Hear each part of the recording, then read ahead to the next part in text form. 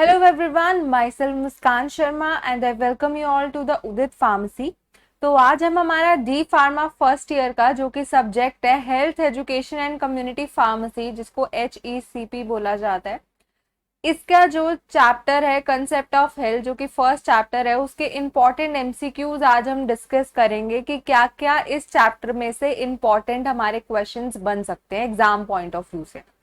Video start करने से पहले अगर आपने चैनल को सब्सक्राइब नहीं किया तो पहले जाके चैनल को सब्सक्राइब कर लें, वीडियो को लाइक करें एंड ऑल्सो आप टेलीग्राम पे हैं, आप हमें वहां पे ज्वाइन कर सकते हैं। हम डेली क्विजेज एंड जो भी इंफॉर्मेशन है वो सब प्रोवाइड करते हैं वहां पे। फेसबुक पे भी आप हमें फॉलो कर सकते हैं, इंस्टाग्राम पे भी आप हमें फॉलो कर सकते हैं, ट्विटर पे है तो आप हमें वहां भी फॉलो कर सकते हैं। स्टार्ट करते हैं आज की वीडियो। पहला क्वेश्चन है हमारे पास, a state of complete physical mental social wellbeing and not merely the absence of disease or infirmity is the definition of what. हमें पूछा गया, एक डेफिनेशन दी गई है हमें क्वेश्चन में, तो हमें बताना है किसकी डेफिनेशन है। एडिक्शन की डेफिनेशन है, डिसीज की डेफिनेशन है, हेल्थ की डेफिनेशन है, इनमें से किसी की भी डेफिनेशन नहीं है। तो क्या है, अगर हम बात करें according to WHO world health organisation ने डेफिनेशन दी थी। डेफिनेशन में क्या लिखा है कि ये एक स्टेट होती है जिसमें कंप्लीटली बंदा फिजिकली भी अच्छा है, मेंटली भी अच्छा है और सोशली भी अच्छा है। ये नहीं है कि हम कह रहे हैं कि सिर्फ डिसीज नहीं है उसको या कोई दुख तकलीफ नहीं है तो हम कह सकते हैं कि बंदा हेल्दी। ऐसा नहीं होता। अगर फॉर सपोज कोई इंसान है और अगर उसे कोई बीमारी नहीं है तो हम उसको तब तक हेल्दी नहीं कह सकते जब तक वो सारे डायमेंशंस में हेल्दी नहीं होगा। ठीक है, सिर्फ एक बीमारी का ना होना ही हेल्दी नहीं कहलाता। तो ये डेफिनेशन किसने दी? WHO ने। और ये किसकी डेफिनेशन है? हेल्थ की डेफिनेशन है। और ये तो बहुत ज्यादा इंपॉर्टेंट है, ये टिप्स पे होनी चाहिए डेफिनेशन आपको हर टाइम। ठीक है, a state of complete physical, mental, social well-being and not merely the absence of disease or infirmity is the definition of health. So our correct answer is option C. Addiction की नहीं है, disease की नहीं है, none of the above है नहीं, क्योंकि एक ऑप्शन हमें करेक्ट मिल गया। नेक्स्ट क्वेश्चन की तरफ मूव करते हैं। क्या लिखा है? Immunisation comes under which prevention. हमें बोला है कि इम्यूनाइजेशन कौन सी प्रिवेंशन के अंडर आता है? प्राइमरी प्रिवेंशन के, सेकेंडरी प्रिवेंशन के, टर्शरी प्रिवेंशन के, इनमें से कोई भी नहीं। तो अगर हम प्रिवेंशन की बात करें तो प्रिवेंशन में हमारे पास आ जाते हैं, ठीक है, प्रिवेंशन में हमारे पास आ जाते हैं, पहला आता है प्राइमरी प्रिवेंशन, फिर आता है हमारे पास सेकेंडरी प्रिवेंशन और फिर आता है हमारे पास टर्शरी प्रिवेंशन। अब क्या होता है, मैं एक एग्जांपल देके समझाती हूँ। आपको बोला जाता है, आप कभी नहीं भूलोगे कंसेप्ट, आप एक बार आंख नाक कान खोल के ध्यान से सुन लो। आप अगर सड़क से जा रहे हो, ठीक है, आपको बोला जाता है, अगर आप बाइक चलाते हो, साइकिल चलाते हो या आप गाड़ी चलाते हो, तो आपको बोला जाता है कि बेसिक ट्रैफिक रूल्स को फॉलो करो। ठीक है, आपको बोला जाता है कि आप हेलमेट पहन के रखो, ठीक है, आप सीट बेल्ट लगा के रखो, ये आपको बोलते हैं। ठीक है, किस लिए बोलते हैं? ताकि आप एक्सीडेंट से बचो। ठीक है, तो ये सारी चीजें हमारी किस में आ जाती है? प्राइमरी प्रिवेंशन में आ जाती है। होने से पहले कोई चीज हुई नहीं है, अभी हम क्या कर रहे हैं, उससे क्या कर रहे हैं, इट्स लाइक पहले ही उससे बचाव रख रहे हैं। ठीक है, हेलमेट पा रहे हैं हम अपनी प्रोटेक्शन के लिए, चलान से बचने के लिए भी कह लो, हम हेलमेट पा रहे हैं। ठीक है, सीट बेल्ट लगाते हैं हम, ठीक है, क्यों? ताकि एक्सीडेंट ना हो। तो ये किसी चीज के होने से पहले ही हम चीज कर रहे हैं, तो वो आ जाती है हमारी प्राइमरी प्रिवेंशन में। ठीक है, सेकेंडरी प्रिवेंशन में हमारे पास है, अब एक्सीडेंट हो गया किसी इंडिविजुअल का, ठीक है, अब एक्सीडेंट हो गया तो उसके ऊपर जो भी टेस्ट हो रहे हैं या उसकी मेडिसिन चल रही है इनिशियल पॉइंट ऑफ व्यू से, तो वो सारे हमारे पास सेकेंडरी प्रिवेंशन में आ जाते हैं। टर्शरी में हमारे पास आ जाते हैं कि अब उसे लाइफ लॉन्ग, जैसे कोई पर्सन एक्सीडेंट हुआ और उसकी ऐसी कोई नर्व डैमेज होगी या ब्रेन हेमरेज हो गया जिसकी वजह से वो पैरालाइज हो गया, ठीक है, उसे पैरालिसिस हो गया, अब वो चल फिर नहीं सकता, तो अब उसकी जो केयर है, कैसे उसने आगे लाइफ गुजारनी है, ये सारी चीजें हमारी टर्शरी में आ जाती हैं। ठीक है, मतलब आपका एक्सीडेंट, सॉरी आपका नहीं, मतलब किसी का भी कोई XYZ पर्सन है, अगर उसका एक्सीडेंट नहीं हुआ, मतलब एक्सीडेंट से बचाने के लिए उसे जो भी प्रिकॉशन बोले जा रहे हैं, सीट बेल्ट पहनो, हेलमेट पहनो, वो प्राइमरी में आ गया। सेकेंडरी में हो गया, एक्सीडेंट हो गया उसका, अब इनिशियली जो चलेगा वो सेकेंडरी में आ गया, और अगर वो ठीक हो गया तो वेल एंड गुड, नहीं ठीक हुआ तो वो टर्शरी में एंटर हो जाएगा और वो क्या होगा, फिर लाइफ लॉन्ग उसकी कोई इलनेस चलेगी। ठीक है, तो हमें बोले इम्यूनाइजेशन किसके अंडर आता है। इम्यूनाइजेशन की बात करें तो इम्यूनाइजेशन है टीकाकरण। आप पैदा होते साथ ही टीके लग जाते हैं, बच्चों को लगते हैं, प्रेग्नेंट लेडीज को लगते हैं, कोविड के आजकल टीके लग रहे हैं। तो ये किस लिए लग रहे हैं, ताकि ना हो कोविड का भी आपको टीका। इम्यूनाइजेशन क्यों हो रहा है, इसीलिए हो रहा है कि आपको कोविड ना हो, ठीक है, कोविड से बचा जा सके। तो ना अभी हुई तो नहीं है ना वो चीज, होने के बाद तो कह नहीं रहे आओ जिसको कोविड हो गया वो इंजेक्शन लगवा लो, ऐसा तो नहीं है। डिसीज नहीं हुई है उससे पहले ही हम क्या कर रहे हैं, प्रिकॉशन ले रहे हैं कि एज अ प्रिकॉशनरी मेजर हम टीका लगवा रहे हैं। तो टीकाकरण किस में आता है, हमारा प्राइमरी प्रिवेंशन में। So our correct answer is option A, that is primary prevention. ये बहुत अच्छा कंसेप्ट है, ये तीनों चीजें आपके दिमाग में बैठ जानी चाहिए। और अगर आपको यही सारी चीजें डिटेल में पढ़नी है तो हमारी उदित फार्मेसी क्लासेस की एप्लीकेशन है, लिंक आपको डिस्क्रिप्शन में मिल जाएगा, आप जाके चेकआउट कर सकते हैं। वहां पे हमने डी फार्मा फर्स्ट ईयर और सेकेंड ईयर के जो वीडियो कोर्सेज है वहां पे अवेलेबल है, आप वहां पे जाके देख सकते हैं, परचेज कर सकते हैं। और अगर आपको कोई भी डाउट है इस कोर्स से रिलेटेड तो आप इस नंबर पे कॉल करके पूछ सकते हैं, ठीक है।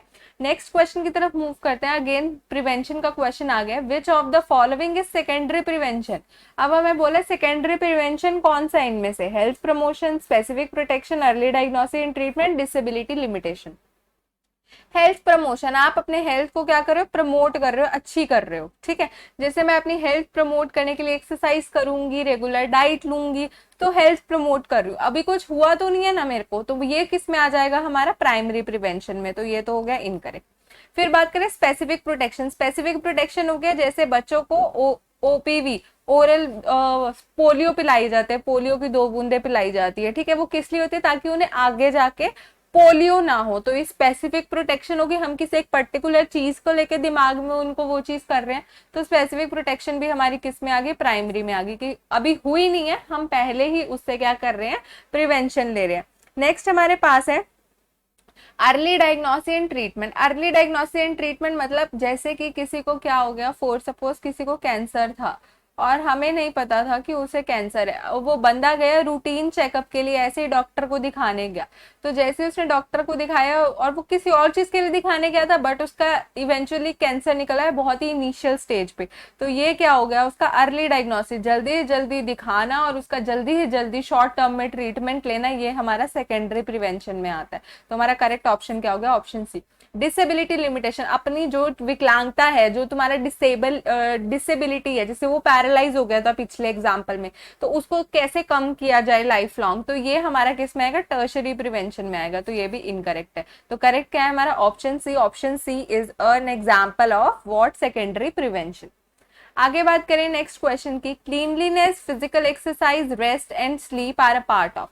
क्या बोले, क्लीनलीनेस, हम अपना साफ सुथरे रहते हैं, कैसे नेल्स कट करते हैं, डेली नहाते हैं, सर धोते हैं, ठीक है, ये सारी चीजें क्लीनलीनेस में आ गई। फिजिकल एक्सरसाइज में हम थोड़ा बहुत वॉक करते हैं, मूव करते हैं, तो वो फिजिकल एक्सरसाइज आ गया।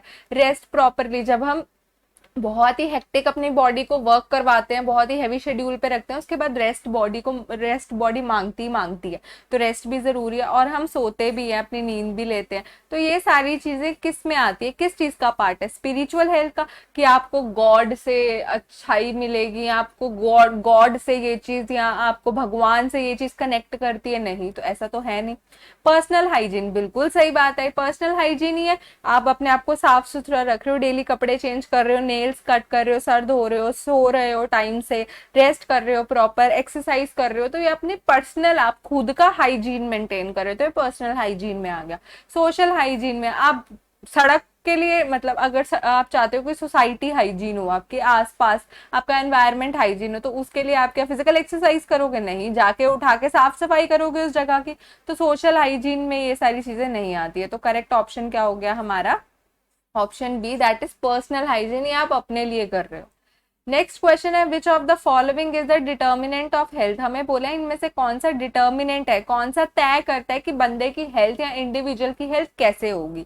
तो हेरिडिटरी, यस बिल्कुल, हेरिडिटरी डिपेंड करती है। अगर कोई जैसे डायबिटीज की बीमारी है, जिसको शुगर की बीमारी बोलते हैं आम भाषा में, शुगर की जो बीमारी है वो फैमिली में हेरिडिट होती है, फैमिली में क्या होती है, पास ऑन होती है, नेक्स्ट जनरेशन टू जनरेशन ये क्या होती है हमारी, मूव करती है।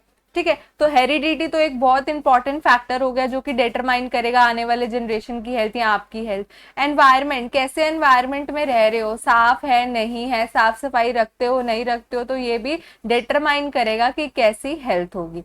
लाइफस्टाइल, कैसा लाइफस्टाइल है आपका, कैसे रहन सहन है आपका, ठीक है। अल्कोहल, दारू तो नहीं पीते, सिगरेट तो नहीं पीते, तो ये सारे आपकी लाइफस्टाइल है। जंक फूड खाते हो, तो ये सारी चीजें आपकी डिटरमाइन करेगी कि आपकी हेल्थ कैसे होगी।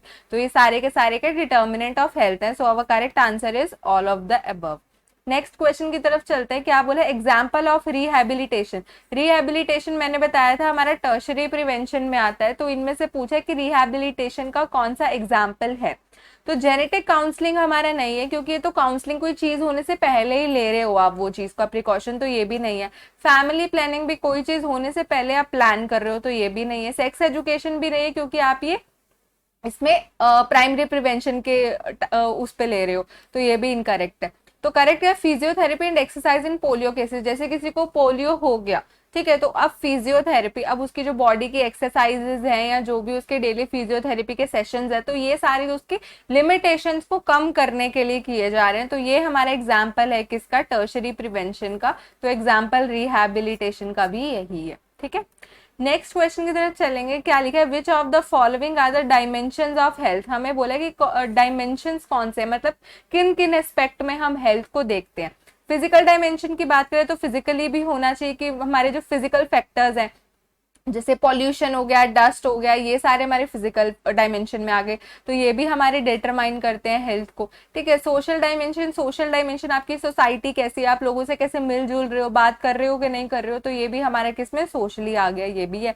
मेंटल डायमेंशन हो गया कि आपका मेंटली कंडीशन कैसी है, ठीक है, स्टेबल हो अनस्टेबल हो, एडजस्ट कर रहे हो सिचुएशन में नहीं, अकोमोडेट कर रहे हो अपने आप को नहीं, तो ये भी हो गया। तो ये तीनों के तीनों हमारी हेल्थ की डेफिनेशन में भी आते हैं, complete physical, mental and social wellbeing. तो ये तीनों के तीनों हमारे क्या है, डायमेंशंस है हेल्थ के। तो हमारा करेक्ट ऑप्शन क्या है, ऑल ऑफ द अबव।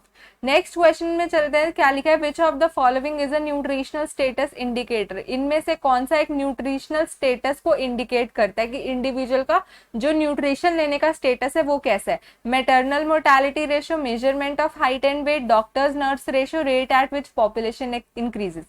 तो maternal MMR, maternal mortality ratio, इसमें क्या है कि कितनी जो मदर्स हैं उनकी डेथ होती है, कितनी फीमेल्स की डेथ होती है, ठीक है। तो MMR हमारा न्यूट्रिशनल स्टेटस से कोई लेना देना है नहीं, तो ये हो गया इनकरेक्ट, ठीक है। डॉक्टर नर्स रेशो से भी न्यूट्रिशन का कोई लेना देना नहीं है, हो गया इनकरेक्ट। पॉपुलेशन किस रेट से इंक्रीज कर रही है, इसमें भी नहीं है, क्योंकि हमारी फर्टाइल रेशो हो गई।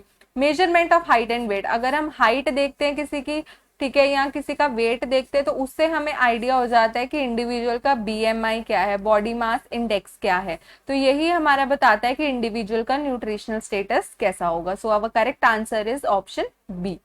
नेक्स्ट क्वेश्चन की तरफ चलते हैं। क्या लिखा है, which of the following factor is or are necessary for a healthy person. लिखा है इनमें से कौन से फैक्टर्स बहुत ही ज्यादा जरूरी होते हैं हेल्दी पर्सन के लिए। पर्सनल हाइजीन, तो बिल्कुल ही पर्सनल हाइजीन, साफ सुथरे रहोगे, ठीक है, नेल्स कट होंगे, डेली कपड़े चेंज करोगे, नहाओगे, सर धोगे, तो ये पर्सनल हाइजीन भी जरूरी होता है एक हेल्दी इंडिविजुअल को रखने में, ठीक है। बैलेंस डाइट, अच्छा खाना खाओगे, वो भी होता है। वैक्सीनेशन, अगर टाइमली आप सारी चीजों बीमारियों को लेके वैक्सीन लगवा लोगे, जैसे कोविड का अभी चल रहा है तो कोविड का लगवा लिया, तो वही आ गया, आप उतना ही हेल्दी रहोगे। तो ये तीनों के तीनों फैक्टर्स हमारे जरूरी हैं हेल्दी पर्सन के लिए। सो करेक्ट आंसर क्या, all of the above. Next question की तरफ चलेंगे। क्या लिखा है, characteristics of a mentally healthy person include, कि मेंटली हेल्दी पर्सन का इनमें से कौन सा कैरेक्टरिस्टिक होता है। सेल्फ सेटिस्फेक्शन, तो यस, अगर कोई इंडिविजुअल मेंटली हेल्दी है तो उसमें सेल्फ सेटिस्फेक्शन होगा, वो खुद से सेटिस्फाई होगा, वो जो काम करेगा कॉन्फिडेंटली करेगा और वो खुद से सेटिस्फाई होगा, तो ये तो है। एडजस्टमेंट, कोई भी सिचुएशन आ जाए वो अपने आप को एडजस्ट कर लेगा उस सिचुएशन में। So yes. सेल्फ कंट्रोल, उसका खुद पे कंट्रोल होगा, उसे पता होगा कहाँ गुस्सा करना है, कहाँ बोलना है, क्या नहीं करना है, सेल्फ पे उसका कंट्रोल होगा। तो ये तीनों के तीनों कैरेक्टरिस्टिक्स किसके हैं, मेंटली हेल्दी पर्सन के हैं। So all of the above is correct, ये हमारा ऑप्शन डी करेक्ट है। So this is all about today's video. Hope आपको अच्छे समझ आ गई हो। अगर आपको कोई भी डाउट है तो आप कमेंट करके पूछ सकते हैं, and do subscribe to our another channel that is easy nursing lectures. Thank you.